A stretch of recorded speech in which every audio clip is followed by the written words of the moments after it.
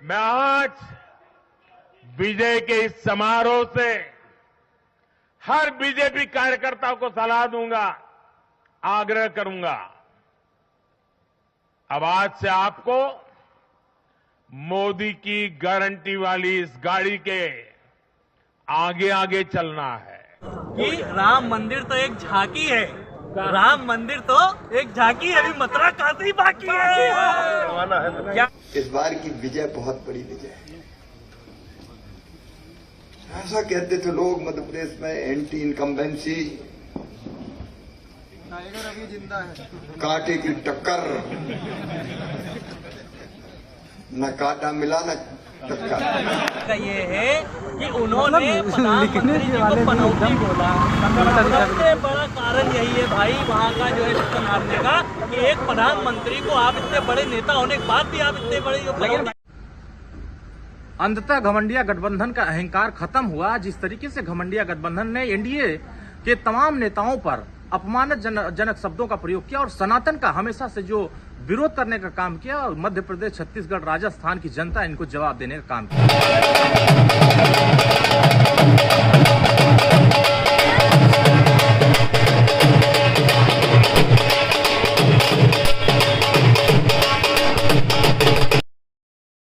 दर्शकों नमस्कार, मैं हूं अटल बिहारी शर्मा। आप देख रहे हैं आवाज जन जन की, अपराध भ्रष्टाचार के खिलाफ आवाज।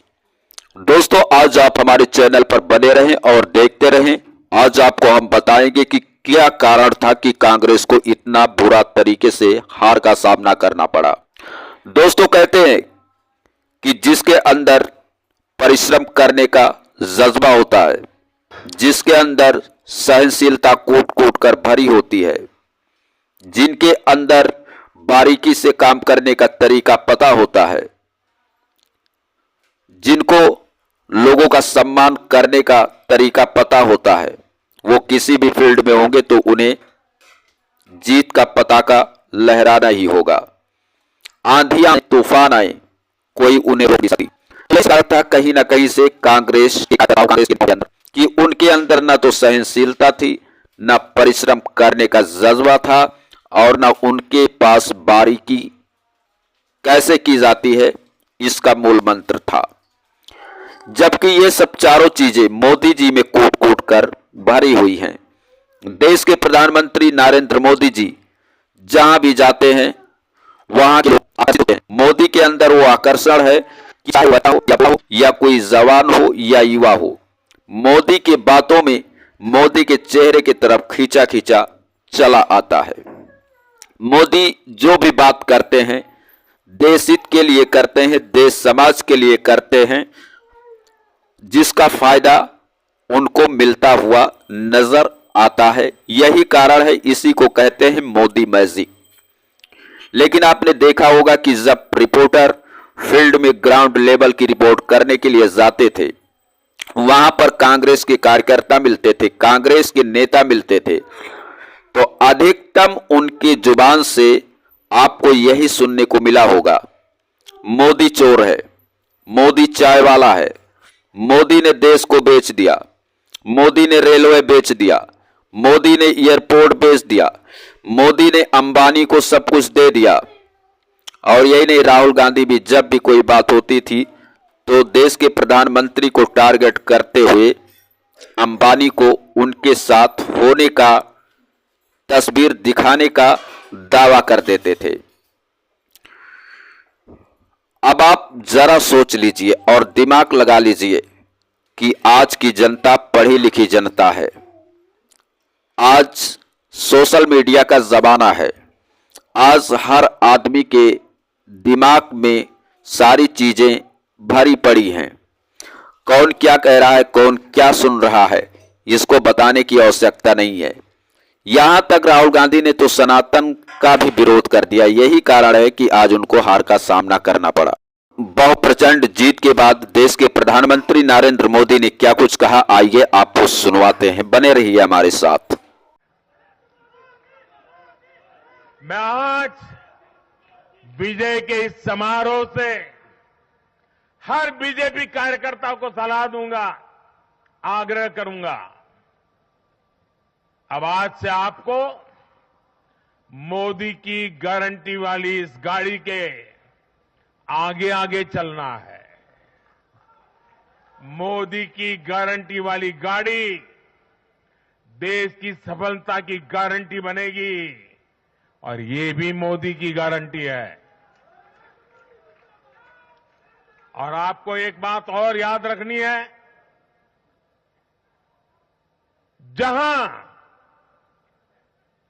जहां दूसरों से उम्मीद खत्म होती है, वहां से मोदी की गारंटी शुरू होती है।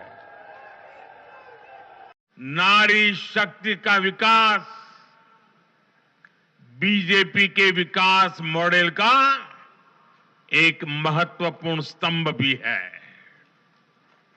और इसलिए इन चुनावों में महिलाओं ने, बहनों बेटियों ने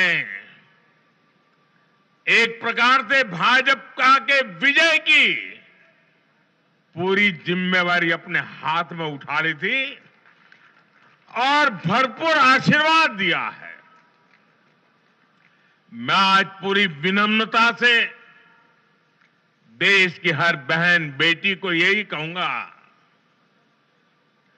कि आपसे जो वायदा बीजेपी ने किए हैं वो 100% पूरे किए जाएंगे और ये मोदी की गारंटी है।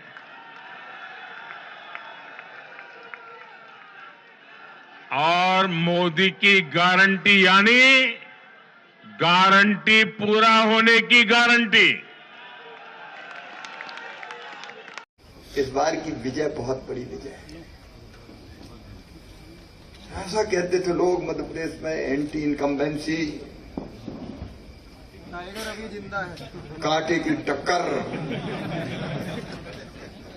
न कांटा मिला न टक्कर। जनता ने ऐसा प्रेम और आशीर्वाद दिया। अभी कुछ सीटें में देख रहा था, जैसे हम 200 वोट से हार गए, 12 मतलब कुछ सीटों के नाम अभी चल रहा है, 200, 300 वाली सीटें भी वोट जुड़ जाती तो 180 के पार हो जाती। अभूतपूर्व विजय। अंततः घमंडिया गठबंधन का अहंकार खत्म हुआ। जिस तरीके से घमंडिया गठबंधन ने एनडीए के तमाम नेताओं पर अपमानजनक शब्दों का प्रयोग किया और सनातन का हमेशा से जो विरोध करने का काम किया, और मध्य प्रदेश, छत्तीसगढ़, राजस्थान की जनता इनको जवाब देने का काम किया है। माननीय ओम प्रकाश राजभर जी और सुहेलदेव भारतीय समाज पार्टी पहले ही कह रही थी कि समाजवादी पार्टी मध्य प्रदेश में चुनाव सिर्फ इसलिए लड़ रही है कि वहां भारी बहुमत से बीजेपी चुनाव जीते। तो ये साफ हो गया कि भारतीय जनता पार्टी को एनडीए की सरकार तीसरी बार मोदी जी को प्रधानमंत्री बनाने के लिए श्री अखिलेश यादव पूरी ताकत लगाए हुए हैं। तो अब घमंडिया गठबंधन बचा नहीं है, पूरी तरीके से बिखर चुका है, सारे के अहंकार खत्म हो चुके हैं। अब जो कुछ बचा था वो इस 5 राज्यों के चुनाव ने स्पष्ट कर दिया कि देश की जनता किसके साथ है, एनडीए के साथ है। और देश की जनता जिस विश्वास के साथ एनडीए के साथ भरोसा करके खड़ी है, इससे घमंडिया गठबंधन के पास अब कोई विकल्प नहीं बच रहा है। सब एक अहंकार में डूबे हुए और सारे लोगों का अहंकार इस चुनाव ने खत्म कर दिया। अब यह मोहर लग गया कि माननीय ओम प्रकाश राजभर जी जो कहते थे वो इस 5 राज्य के चुनाव में ये साबित हो गया कि आने वाले समयों में देश के सामने विपक्ष के पास कोई विकल्प नहीं है। सिर्फ एक विकल्प मोदी जी है। देश की जनता मोदी जी के साथ है और देश की जनता एनडीए के साथ है। लेकिन कांग्रेस वाले तो कह रहे थे कि हिंदू मुस्लिम करवा रहे हैं भारतीय जनता पार्टी के लोग, और यही रीजन है कि वो धर्म की राजनीति करते हैं। देश में बेरोजगारी है, मोदी ने रेलवे बेच दिया, मोदी ने एयरपोर्ट बेच दिया, मोदी ने देश को बेच दिया, फिर मोदी जी कैसे आ गए? हम आपको बता दूं, माननीय मोदी जी का ऐसा विश्वास है जनता के ऊपर, जनता के ऊपर विश्वास है कि जब से मोदी जी 51 साल की उम्र से गुजरात के मुख्यमंत्री बने तब से आज तक वो कोई चुनाव हारे ही नहीं, क्योंकि जनता का काम करते हैं। तरीके से कांग्रेस की हार हुई तो क्या कुछ आप जिम्मेदार किसको ठहरा रहे हैं? क्योंकि कांग्रेस के जो जमीनी स्तर से जुड़े लोग थे, जो कार्यकर्ता थे, वो तो बहुत मेहनत कर रहे थे। तो इसने कहा से इनकी जो है मोदी आज तक कभी हारा नहीं, पप्पू कभी जीता नहीं। ना कहीं संगठन की कमजोरी रही है, संगठन ठीक से काम नहीं कर पाया है। जो हमारे बूथ स्तर के कार्यकर्ता तो उन्होंने मेहनत जरूर किया होगा कांग्रेस में और करते रहे हैं, लेकिन कुछ ऊपर के होते हैं जो उनको साथ नहीं देते हैं।